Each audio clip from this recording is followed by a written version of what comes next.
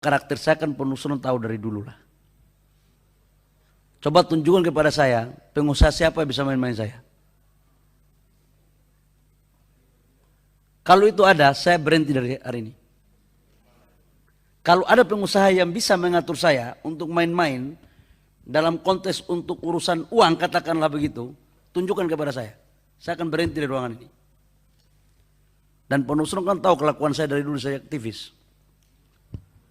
Yang kedua, saya ingin menyampaikan, tidak ada negara ini kita memberikan negara. Satu hal Pak Nusron, 17.000 lebih hektar itu, 10.000 lebih itu hutang lindung. Sekali lagi, tadi saya sudah sampaikan, 10.000 lebih itu hutang lindung. Yang kedua adalah 7.000 lebih, 7.500 itu HPK. Hutan konservasi. Yang harus statusnya diturunkan menjadi APL. Ini prosesnya udah hampir selesai. 570 APL, SK-nya itu SK Menteri ATR nomor 51 dan 45. Tahun 2023. Pak, sebentar Pak. Pertanyaan saya Pak. 570 hektar SKAPL tahun 2023. Sebelum tahun 2023 sudah ada manusia tinggal di sini Pak dalam APL. Nanti kita Kenapa bicara negara kok bisa menyerahkan itu APL di tanah orang yang di tanah yang diduduki orang? Ini kan persoalan Pak. Ya. Tanpa sepengetahuan mereka. pimpinan. Padahal itu Boleh, tanahnya tanah nenek moyang mereka Pak. pimpinan boleh saya lanjutkan dulu. Silakan. Habis ini baru kita masuk ke detailnya. Saya setuju itu Pak Nusron. Enggak ada yang enggak setuju. Aku setuju.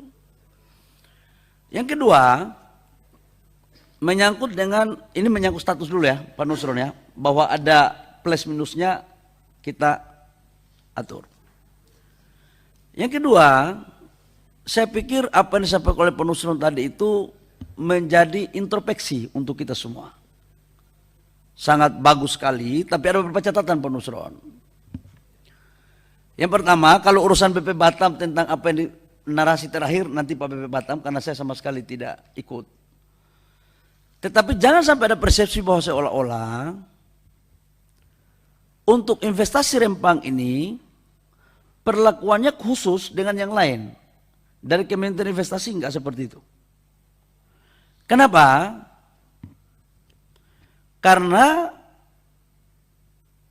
tim saya, perwakilan saya di China, itu sudah melakukan pertemuan ini berbulan-bulan. Berkali-kali. Dan tim saya memberikan rekomendasi untuk mengecek ini perusahaannya. Maka kemudian saya datang ke China.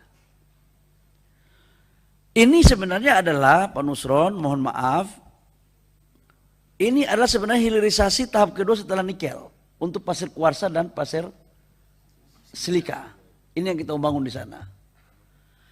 Nah, setelah saya ke sana, ketemulah sama investor. Dan saya ketemu langsung perusahaannya dan saya datang ke pabriknya. Dan saya yang meminta mereka untuk datang. Nah, terkait dengan lokasi, jadi sekali lagi saya clearkan bahwa kami tidak pernah membeda-bedakan mana perusahaan mana itu Pak Nusron, insya Allah lah. Saya sangat kenal sekali sama senior saya Pak Nusron ini, dan Pak Nusron juga sangat kenal saya. Kalau persoalan integritas, insya Allah kita semua sama-sama tahu dan kita sama-sama senior junior lah. Nah, terkait dengan persoalan APL yang ada sekarang itu dan berapa areal yang dipakai, itu kan yang tadi Pak Nusron minta tadi. Dari total 7.000 lebih atau 8.000 lebih termasuk APL 570 hektar Pak Nusron, yang dipakai hanya 2.300 hektar. Jadi tidak semuanya untuk investasi ini. Namun proses untuk MEG dengan BP Batam, APL-nya bukan APL milik MEG Pak Nusron. Batam. MEG sebagai orang yang bekerja sama dengan BP Batam dalam pengelolaan lahannya. Dan ini sejak 2004. Gimana? Ya, dari 2004.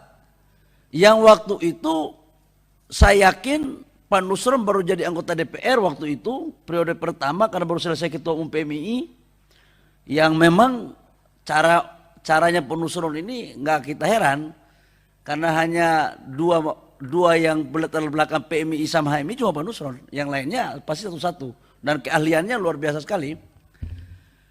Dan itu Pak Nusron 2004 mereka melakukan perjanjian dengan BP Batam. 2004 itu Pak Jokowi masih belum jadi wali kota. Saya pun masih jadi di Papua. Nah, Pak, interupsi Pak. Pak Ketua, boleh? APL kan baru diteken tahun 2023. Kenapa sudah ada kerjasama tahun 2024? 2004. Berarti kerjasamanya itu belum ada APL. BP Batam atas dasar apa BP Batam itu pada tahun itu sudah kerjasama dengan swasta yang tanahnya itu bukan tanah dia. Wong jelas tadi APL-nya baru tanda tangan di tahun 2023. Berarti kan dia nggak punya legal standing mempekerjasamakan tanah yang masih punya tanahnya hak adat orang. Mohon izin Pak, ini logika saya Pak ini Pak. Coba kalau saya salah tolong diingatkan. Pak Nusron, biar tidak terjadi distorsi, saya ingin menyampaikan bahwa dalam peta dana penguasaan BP Batam, areal yang ada, negara kita kan selalu begitu Pak Nusron, itu dikuasai oleh BP Batam. Dan itu sejak Kepres 28, nomor 28 tahun 92. Kepresnya. Ya.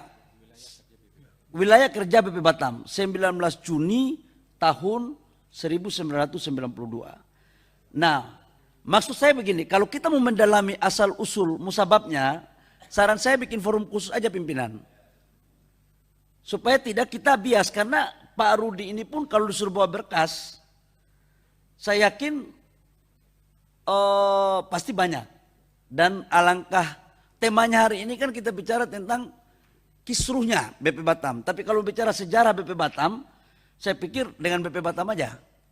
Karena saya tidak juga pada kompetensi untuk menjelaskan proses awal itu. Saya hanya pada konteks investasinya. Jadi intinya adalah download Tribun X sekarang, menghadirkan lokal menjadi Indonesia.